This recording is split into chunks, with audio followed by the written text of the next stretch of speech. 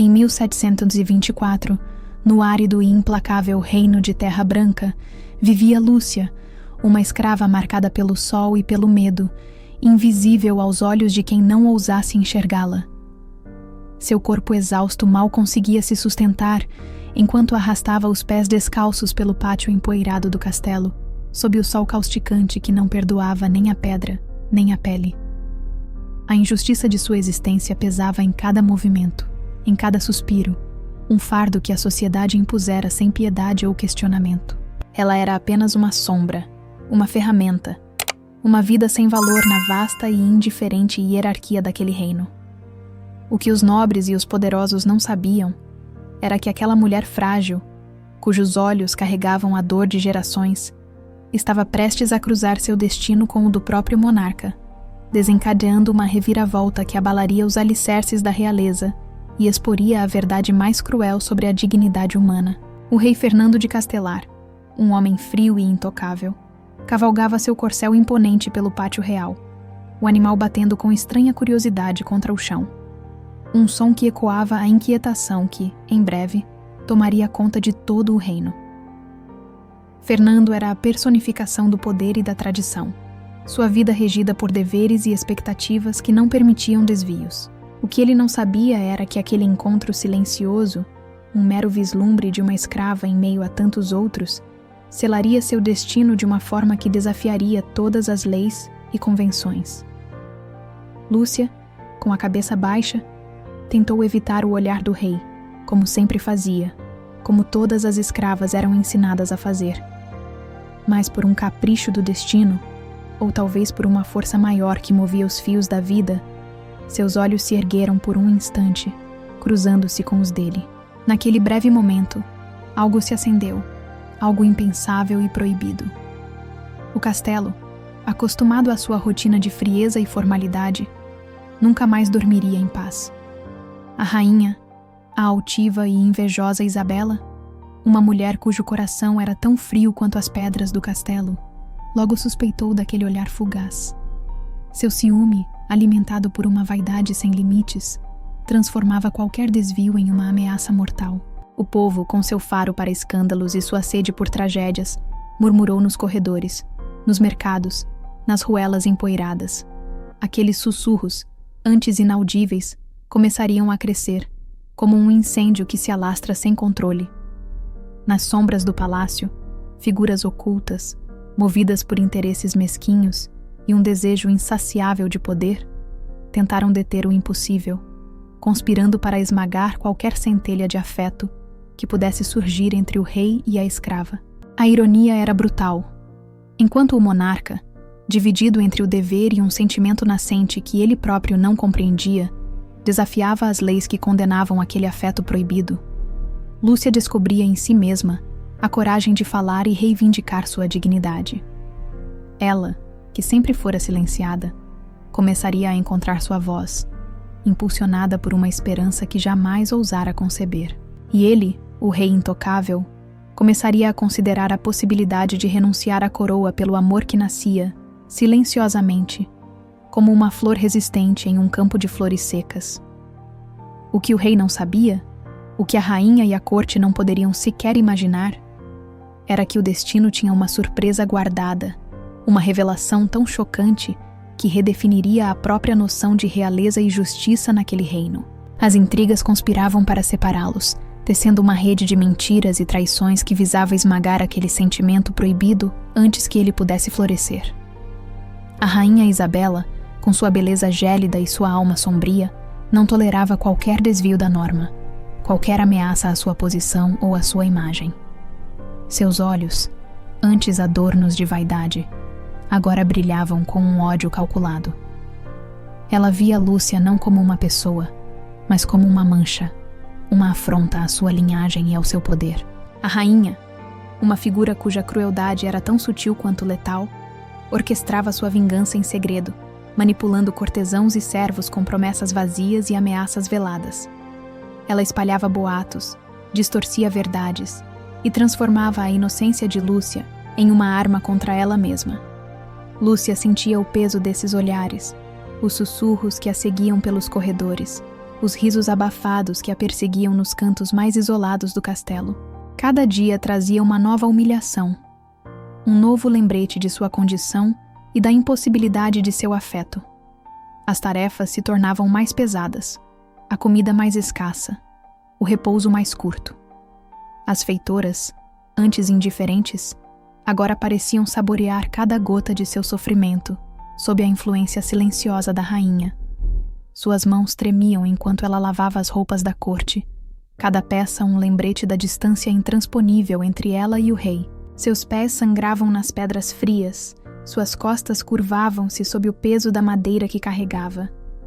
A dignidade que ela tentava reaver era constantemente pisoteada, e o medo de ser descoberta, de ter seu afeto exposto e punido, tornava cada dia uma tortura silenciosa. A injustiça da situação de Lúcia escalava a cada amanhecer. Ela era tratada com um desdém ainda maior do que o usual, como se sua simples existência fosse uma afronta. A cada refeição, a escassez de comida para os serviçais aumentava, e Lúcia, que já era magra, via suas forças se esvaírem rapidamente. As tarefas mais árduas eram direcionadas a ela, como se quisessem quebrá-la fisicamente e espiritualmente.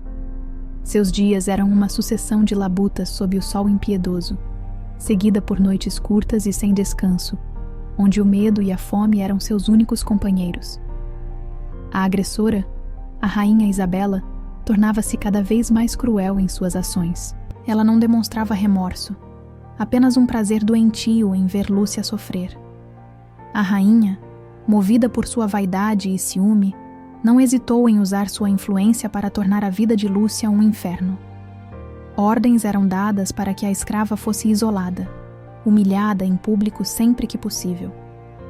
Certa vez, durante um banquete real, Isabela exigiu que Lúcia servisse os convidados com roupas rasgadas e sujas, uma tentativa de ridicularizá-la diante da corte. Os olhos de Lúcia, outrora cheios de uma esperança sutil, agora espelhavam um cansaço profundo e uma tristeza que parecia nunca ter fim. Ela tentou, por diversas vezes, buscar ajuda, mas suas súplicas eram ignoradas, suas palavras silenciadas. Uma velha cozinheira, cujo coração ainda guardava alguma bondade, tentou oferecer um pedaço de pão a Lúcia, mas foi rapidamente repreendida por uma feitora cruel que a advertiu sobre as ordens da rainha. Era evidente que ninguém ousaria desafiar a autoridade de Isabela, mesmo que isso significasse testemunhar uma injustiça brutal. As poucas vezes em que Lúcia tentou se aproximar de outros escravos em busca de um ombro amigo, encontrou apenas olhares temerosos e evasivos. O medo de retaliação era palpável no ar, e ninguém queria ser associado à escrava que ousou atrair o olhar do rei. A solidão de Lúcia se aprofundava a cada dia, e sua dor, embora silenciosa, era amplificada pela ausência de qualquer apoio. Seus joelhos muitas vezes fraquejavam sob o peso das tarefas, e seu corpo magro tremia de exaustão e fome. Em uma manhã particularmente fria, Lúcia desmaiou no pátio, sob o olhar indiferente de alguns guardas. A feitora, em vez de oferecer ajuda, ordenou que a arrastassem para um canto, dizendo que ela estava apenas fingindo preguiça. A humilhação de ser tratada como menos que um animal era um golpe ainda mais doloroso do que a dor física. Seus esforços para sobreviver eram heróicos, mas a cada dia a esperança diminuía. Seus lábios rachados mal conseguiam proferir um sussurro, e seus olhos pareciam ter perdido todo o brilho. Ela se agarrava a cada pequeno vestígio de humanidade, a cada memória de um tempo em que a dor não era sua única companheira. A rainha Isabela deleitava-se em cada sofrimento de Lúcia, sua mente cruel maquinando novas formas de punição. Ela enviava mensageiros aos campos onde Lúcia trabalhava, ordenando que os capatazes aumentassem as horas de trabalho e diminuíssem as porções de água. A sede de Lúcia era insuportável, seus lábios ressequidos e sua garganta áspera. Ela era forçada a trabalhar sob o sol escaldante, sem descanso, enquanto as outras escravas, embora também sofrendo, pareciam ter um alívio mínimo em comparação com a punição incessante de Lúcia. O que a rainha não sabia era que essa crueldade desmedida apenas fortalecia a determinação do rei Fernando, que secretamente observava a situação. Ele sentia a crescente revolta em seu coração, a indignação borbulhando diante da covardia de sua esposa e da injustiça imposta a Lúcia.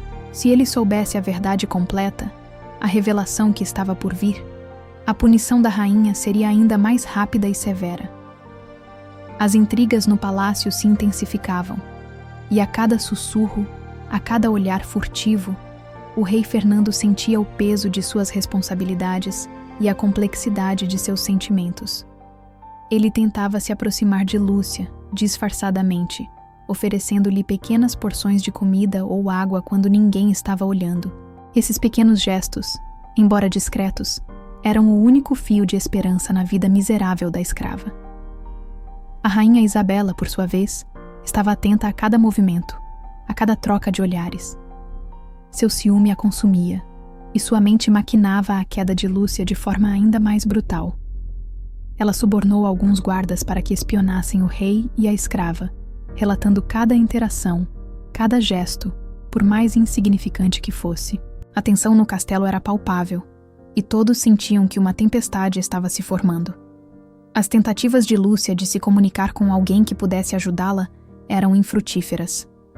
Uma vez, ela tentou abordar um velho conselheiro do rei, conhecido por sua sabedoria, mas ele a dispensou com um aceno, temendo as represálias da rainha. "Não é meu lugar", ele murmurou, evitando o olhar de súplica de Lúcia.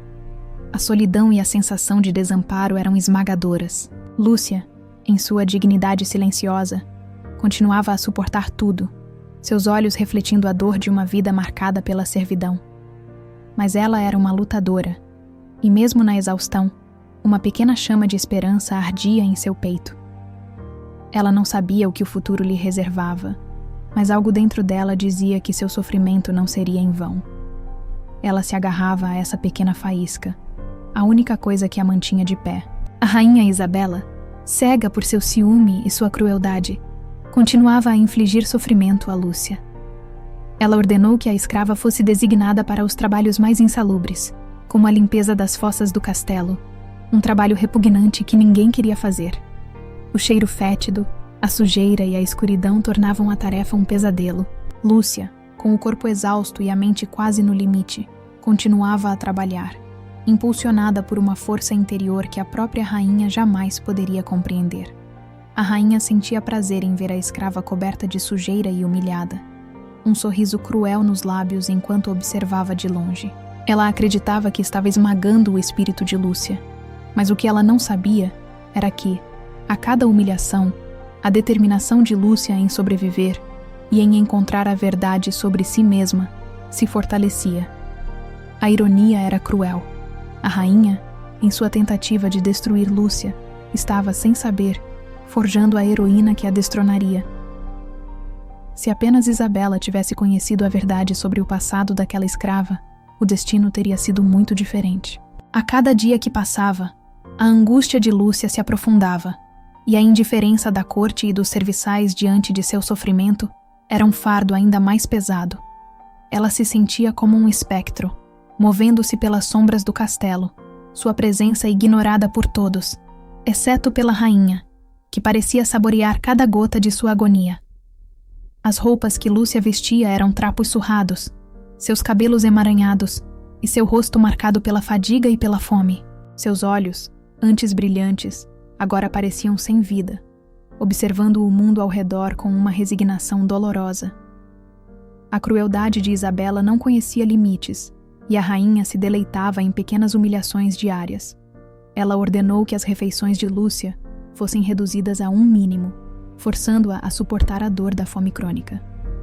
A água fresca era um luxo que Lúcia raramente desfrutava, e a desidratação a tornava ainda mais fraca. A raiva do rei Fernando crescia em seu peito a cada relato, a cada vislumbre do sofrimento de Lúcia. Ele sentia uma conexão inexplicável com aquela escrava, uma atração que transcendia a razão e as convenções de seu reino. A rainha, em sua malícia, fez com que as tarefas de Lúcia se tornassem impossivelmente pesadas. Lúcia era obrigada a carregar pilhas de lenha que mal conseguia levantar, suas mãos finas feridas pelas farpas. Ela passava horas a fio limpando os estábulos, o cheiro forte e as sujeiras sufocantes. A cada tarefa, a exaustão se acumulava, mas Lúcia se recusava a ceder. Ela se lembrava das palavras de sua avó, uma escrava que também havia sofrido muito. A força não está no corpo, mas no espírito, minha filha.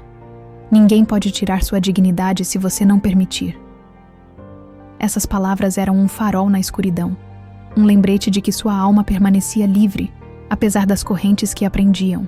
A crueldade de Isabela parecia não ter fim, e a rainha, em sua cegueira, não percebia que estava plantando as sementes de sua própria ruína. O que ela não sabia era que o destino tinha uma reviravolta em mente, uma que faria a rainha pagar por cada lágrima derramada por Lúcia.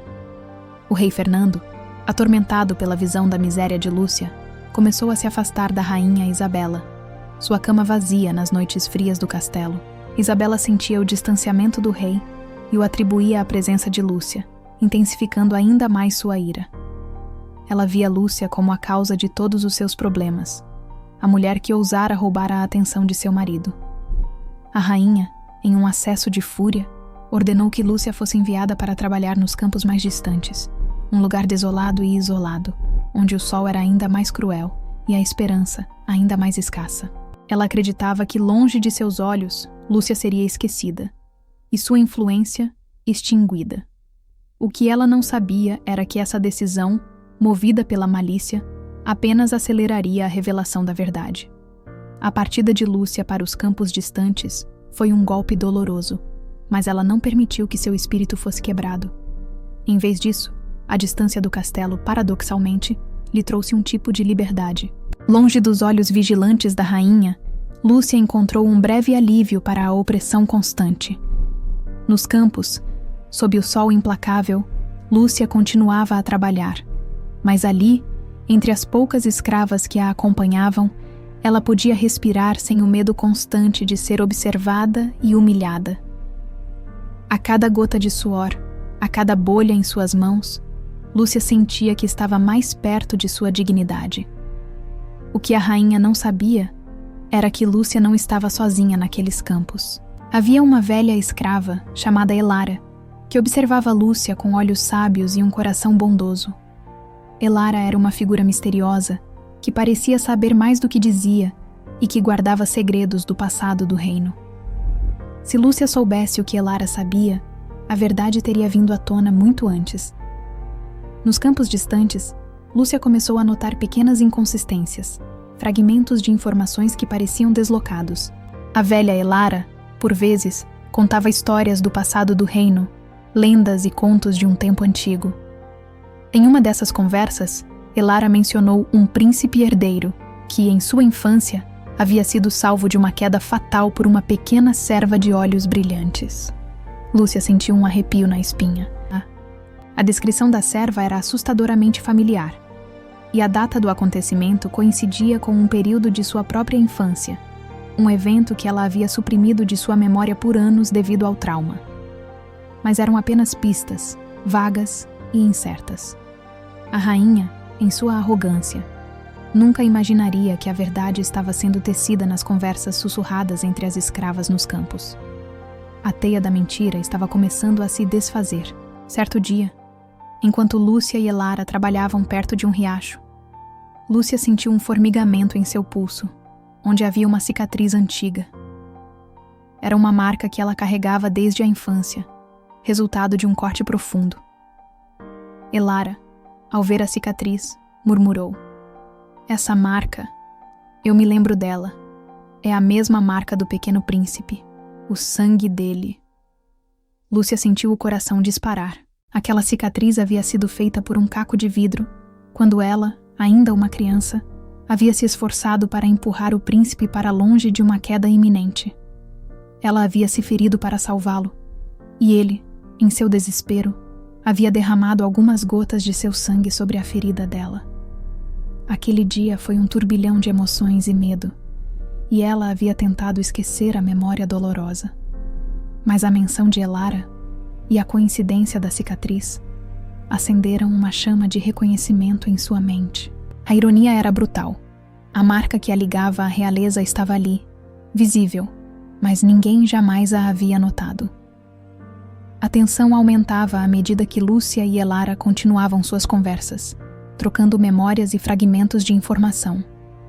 Elara, com sua sabedoria e sua memória afiada, começou a juntar as peças do quebra-cabeça.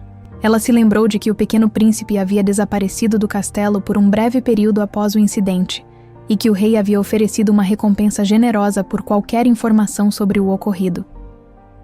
O que a rainha Isabela não sabia era que Elara havia sido uma das servas que havia testemunhado o incidente e o silêncio do príncipe. Mas, por medo e lealdade à coroa, ela havia permanecido em silêncio por todos aqueles anos. Agora, algo em Lúcia, em sua dignidade e em seu sofrimento, a impulsionava a quebrar o silêncio. A verdade estava prestes a explodir. O dia da revelação chegou de forma inesperada. O rei Fernando, atormentado por sua consciência e pela crescente preocupação com Lúcia, decidiu visitá-la nos campos distantes. Ele sentia que havia algo a ser revelado, uma conexão que ele não conseguia ignorar. Ele cavalgou sozinho, desafiando a etiqueta e a segurança real, guiado por uma intuição poderosa. Ao se aproximar do local onde Lúcia trabalhava, ele a viu, curvada sob o sol, seus movimentos lentos e exaustos. A visão de seu sofrimento apertou o coração do rei. Ele desceu do cavalo e se aproximou dela, o coração batendo forte no peito. Lúcia, ao erguer os olhos, viu o rei e seu rosto empalideceu de surpresa e medo. No mesmo instante, Elara, que estava por perto, notou a marca no pulso de Lúcia. "Majestade!" Elara exclamou, sua voz trêmula de emoção. "A marca é a mesma do príncipe, o sangue do príncipe." Aquelas palavras ecoaram nos ouvidos do rei Fernando como um trovão. Ele se ajoelhou e pegou a mão de Lúcia, seus olhos fixos na cicatriz. Uma enxurrada de memórias invadiu sua mente. Memórias de um dia terrível em sua infância, quando ele, um pequeno príncipe herdeiro, havia escorregado e caído de um muro alto. Ele se lembrava de uma pequena serva, de olhos brilhantes e coragem imensa, que havia se atirado para empurrá-lo para a segurança, ferindo-se gravemente no processo. Ele se lembrava do sangue, do seu próprio sangue misturado ao dela, um pacto silencioso de gratidão. Ele havia jurado a si mesmo que jamais a esqueceria, mas a pressão da corte, a educação real e o passar dos anos haviam obscurecido a memória. A verdade detonou em uma cena dramática. Os olhos de Fernando se arregalaram, sua respiração ficou presa na garganta. Ele olhou para Lúcia, seu rosto pálido e coberto de poeira, e então para a cicatriz em seu pulso. Tudo se encaixou. O homem frio e intocável que ele era desmoronou em um instante. As lágrimas rolaram por suas faces, uma enxurrada de arrependimento e reconhecimento. Ele se lembrou da criança, da pequena heroína que o havia salvado da morte certa. Lúcia, por sua vez, sentiu uma onda de emoções avassaladoras.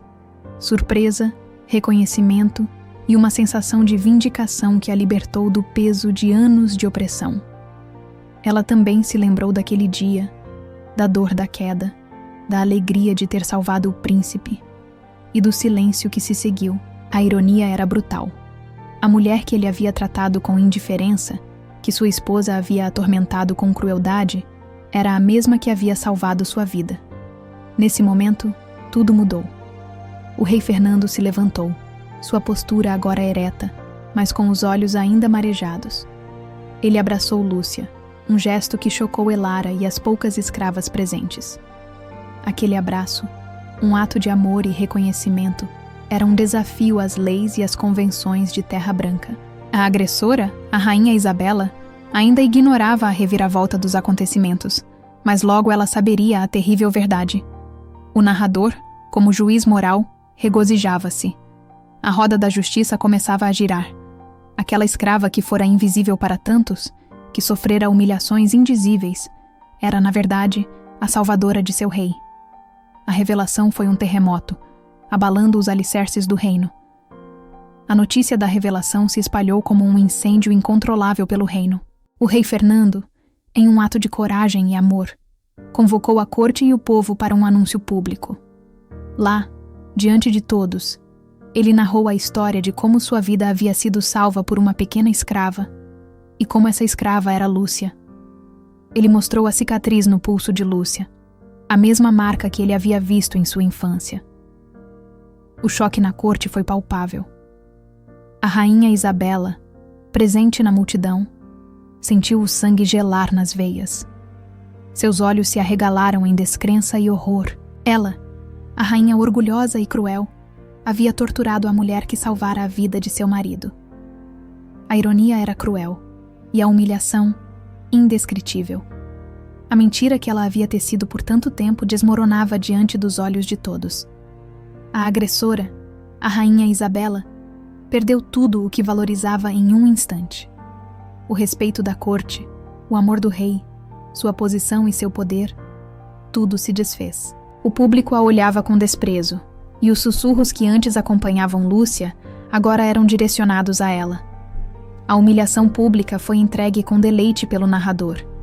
As leis do reino, antes tão rígidas em sua defesa da hierarquia, foram postas à prova. O rei Fernando, em um ato de amor e justiça, renunciou à coroa. Ele abdicou em favor de seu irmão mais novo, um homem justo e compassivo, e declarou seu amor e intenção de se casar com Lúcia. A corte e o povo ficaram em êxtase e choque. A cena da abdicação, um momento que deveria ser de tragédia para Lúcia, tornou-se seu triunfo. A vida faria Isabela pagar por cada lágrima derramada por Lúcia. A rainha foi deposta, despojada de seus títulos e riquezas. Ela foi exilada para um mosteiro distante, onde passaria o resto de seus dias em reclusão, sem poder, sem luxo, sem o reconhecimento que tanto cobiçava. Os cúmplices da rainha, os guardas e feitoras que haviam ajudado em sua crueldade, foram expostos e punidos. Alguns foram demitidos, outros tiveram suas terras confiscadas, e sua reputação foi arruinada para sempre. A justiça foi servida, e o narrador saboreava cada detalhe da queda dos vilões. Aqueles que semearam o mal colheram a destruição. A vingança do destino foi implacável. O rei Fernando e Lúcia, livres das amarras da coroa e das convenções sociais, partiram para um refúgio secreto, um lugar de paz e amor, longe das intrigas e da crueldade da corte. Lá, eles viveram uma vida simples, mas cheia de felicidade e dignidade. O reino de Terra Branca, sob o novo rei, começou a mudar. As leis que permitiam a escravidão foram reformadas, e a dignidade de cada indivíduo começou a ser reconhecida. O exemplo de Fernando e Lúcia inspirou um novo tempo de justiça e igualdade. A antiga vítima, Lúcia, agora uma mulher livre e amada, dedicou sua vida a ajudar outros escravos a encontrar sua liberdade e dignidade. Ela fundou abrigos e escolas e se tornou um símbolo de esperança para os oprimidos. A queda da agressora, Isabela, foi permanente. Ela jamais recuperou sua posição ou seu status. Sua vaidade foi esmagada, e seu legado foi manchado pela crueldade. Esta história nos lembra que a verdadeira realeza não habita em tronos de pedra, mas no amor capaz de erguer iguais dos escombros da injustiça. Ela nos ensina que a ganância e a crueldade sempre carregam sua própria punição, e que a verdade, por mais oculta que esteja, sempre encontra um caminho para emergir. Nunca julgue pela aparência, pois a humildade pode esconder a maior das grandezas, e a arrogância, a mais profunda das misérias. A karma nunca esquece, e aqueles que semeiam o mal, colhem a destruição. Que esta história sirva como um aviso para todos aqueles que acreditam que o poder lhes confere o direito de oprimir. A justiça, por vezes lenta, mas sempre implacável, virá para todos, e a dignidade, mesmo nas profundezas do sofrimento, jamais pode ser verdadeiramente tirada. Pode você imaginar a dor dessa mulher? A resiliência que a manteve de pé? O que você teria feito em seu lugar? Pessoas assim realmente existem, e suas histórias servem como um lembrete eterno de que a bondade e a justiça sempre prevalecerão, mesmo contra as maiores adversidades.